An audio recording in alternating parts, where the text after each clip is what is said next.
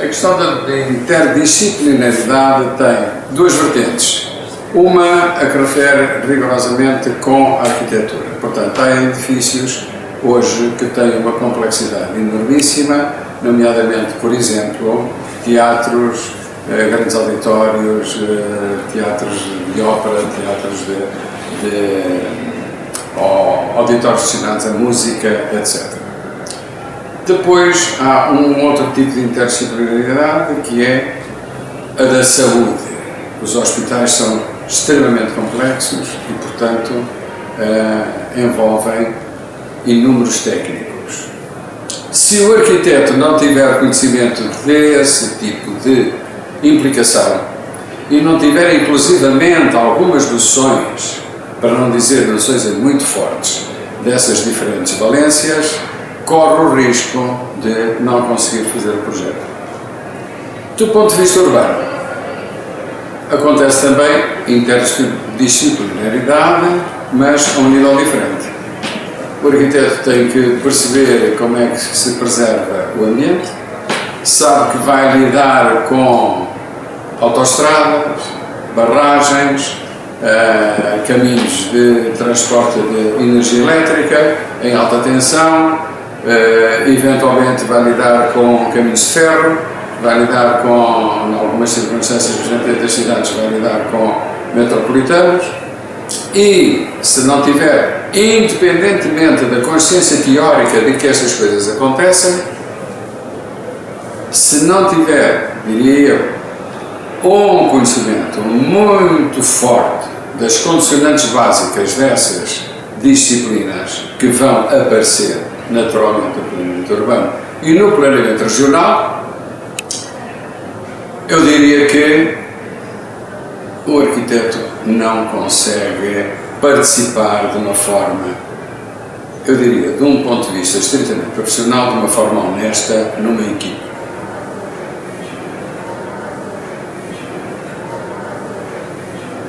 A minha experiência é uma experiência sui generis, quer dizer, porque o mercado atual é preciso ser balizado. É o mercado atual em Portugal, é o mercado atual na China. Existem diferentes mercados atuais. Uns com potencialidades grandes, outros com potencialidade zero. Portugal é, neste momento, um país com potencialidade zero. Mas, atenção, existem algumas saídas para os arquitetos. Existe o ensino que, teoricamente, também está numa crise muito grande, visto que estão a reduzir as verbas para os professores, há cada vez menos professores empregados, etc. Por outro lado, existe trabalho nas autarquias. Eu não sei se as autarquias estão a receber novos arquitetos ou não. E o que é que fica? Fica o trabalho, digamos assim, dos ateliês, trabalho autónomo, um amigo que encomenda uma obrazinha, um ateliê que por acaso vai tendo uns trabalhos para desenvolver e pouco mais. A minha experiência diz-me que no Brasil, por exemplo, estão à volta de 500 ou 600 arquitetos portugueses e foram para lá agora há 3, 4 anos, assim. Muito bem. No outro dia entrou-me no LinkedIn uma menina a fazer umas perguntas, eu achei estranho, e perguntei, mas você faz umas perguntas tão estranhas, onde é que você está? É porque eu estou em Pequim. Quer dizer assim, portanto, já há arquitetos portugueses em Pequim. Isto que é pura e simplesmente afirmar que o mercado para a arquitetura, o mercado para os arquitetos de formação clássica, arquitetos, é um mercado inexistente. E, portanto, ou os arquitetos se reformulam ou têm que emigrar.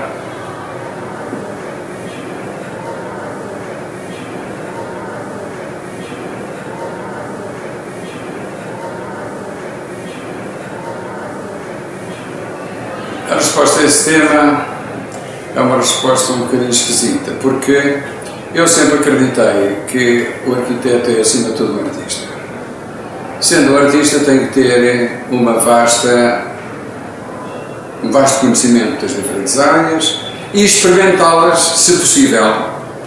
Portanto, quando eu era presidente da Faculdade de Arquitetura da Universidade Técnica de Lisboa, eu tentei fabricar uma escola diferente, que era, no fundo, uma escola de artes, onde houvesse interpenetração de todas as diferentes formações que a escola oferecia.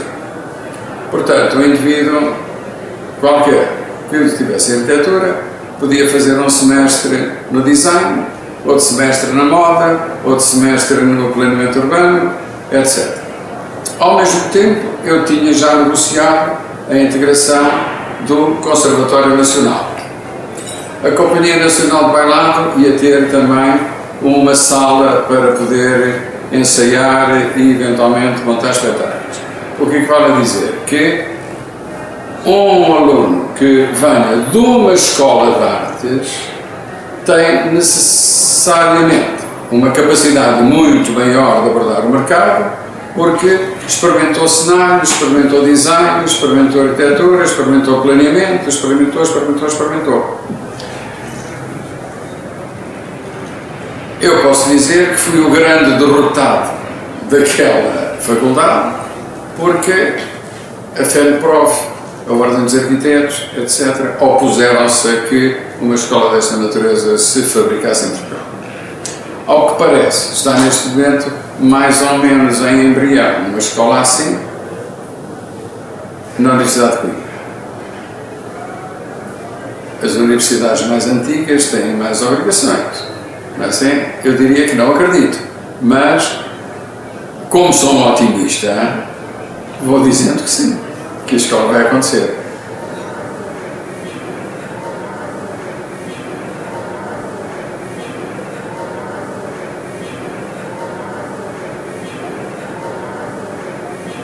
Bom, isso é uma pergunta esquisitíssima para mim, porque dá uma sensação que é uma contradição qualquer na própria pergunta.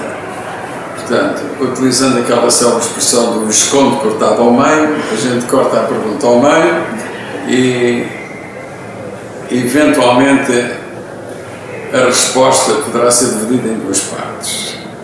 Hoje, há 2 ou 3 arquitetos revolucionários no mundo.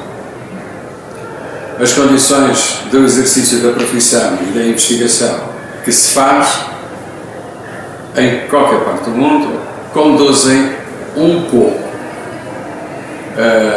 devido aos meios de comunicação e os meios de divulgação da arquitetura, a que a arquitetura seja plana. Isto é, há um livro muito importante que é O Mundo é Plano. E de alguma forma é. Cai um avião na Malásia e nós, 5 minutos depois, aqui em Cascais, estamos a saber. Isto quer dizer que há assim uma certa enfim, isto é um bocadinho humor negro, mas de facto não há barreiras. Como não há barreiras, acontece que a arquitetura que se faz hoje no mundo é quase toda igual. Os arquitetos portugueses fazem a arquitetura que fazem os espanhóis fazem a arquitetura que fazem os chilenos fazem a arquitetura que fazem os americanos, e etc. Porquê? Porque os grandes meios de comunicação aprofundam o conhecimento, expandem esse conhecimento, assim, worldwide. E dizer revolucionários, eu teoricamente só conheço 2. A Zaha Hadid faz uma coisa, é tudo igual, mas de qualquer maneira é completamente diferente das outras pessoas todas. E depois o Frank Gehry, que é jogador de hóquei, o que lhe interessa é ganhar dinheiro para manter a sua equipa de hóquei sobre o gelo, que ele também joga, não é assim? Imagino que ele joga nos intervalos, porque ele já não tem físico para aquilo, mas é um revolucionário. Como é que isso é possível? Bom, com prestígio, com um apoio e lobbies infernais, digamos assim. O Franqueira tem um lobby judeu, ele é judeu, e como sabe, os judeus têm um poder muito grande na América, não é assim? E isso catapultou para, por exemplo, a Fundação Guggenheim. A Fundação Guggenheim é judeu, a Fundação Guggenheim é dirigida por judeus, e foi a Fundação Guggenheim que obrigou a que o Franqueira fizesse Bilbao. Bilbao, de alguma maneira, catapultou para a estratosfera. Hoje ele faz o que quer e não bem lhe apetece, digamos assim, e ninguém tem nada com isso. De qualquer maneira, ele começou por ser logo revolucionário. Se forem observar a casa do Franqueira, assim, vocês verificam que as paredes, uma parede esteja direita, entre aspas, digamos assim, portanto há espaços esquisitíssimos, há janelas inclinadas, etc. Bom, eu já lá estive mais uma vez e acho que tem graça, e principalmente tem graça no tempo em que foi. O Franqueira teve, portanto, possibilidades pessoais, de um ponto de vista de inserção social, para fazer a revolução. Mas atenção, ele é um grande arquiteto, porque senão não tinha feito o que ele fez, digamos assim. Portanto, a partir daqui, dizer que os arquitetos portugueses não são revolucionários. Bom, se alistarem aí numa organização qualquer terrorista, passam a ser revolucionários. Agora, como arquitetos, revolucionar a arquitetura é muito difícil. E porquê? Porque, sendo um mundo plano, qualquer, passo o termo, empregado de escritório, conhece a arquitetura que se faz no mundo. E se for um arquiteto dizer assim, olha, eu tenho aqui uma coisa e tal, para a sua casa, ele olha para aquilo, vê que é diferente das imagens que tem visto e que já tem codificadas na própria cabeça, e diz, isso não pode ser. Estão a fazer entender? Portanto, há esta perversidade que é, de um lado, haver muita dificuldade em vender uma arquitetura diferente, mesmo nos concursos, porque os concursos são normalmente perversos, para não dizer outra coisa. E se aparece uma arquitetura muito diferente, os membros do júri têm medo dos patrões, porque eles estão a trabalhar para alguém, e então vão por aquilo que são os valores mais fixos. É tentarem fazer uma revolução aqui dentro e transformar o departamento de arquitetura num departamento de artes.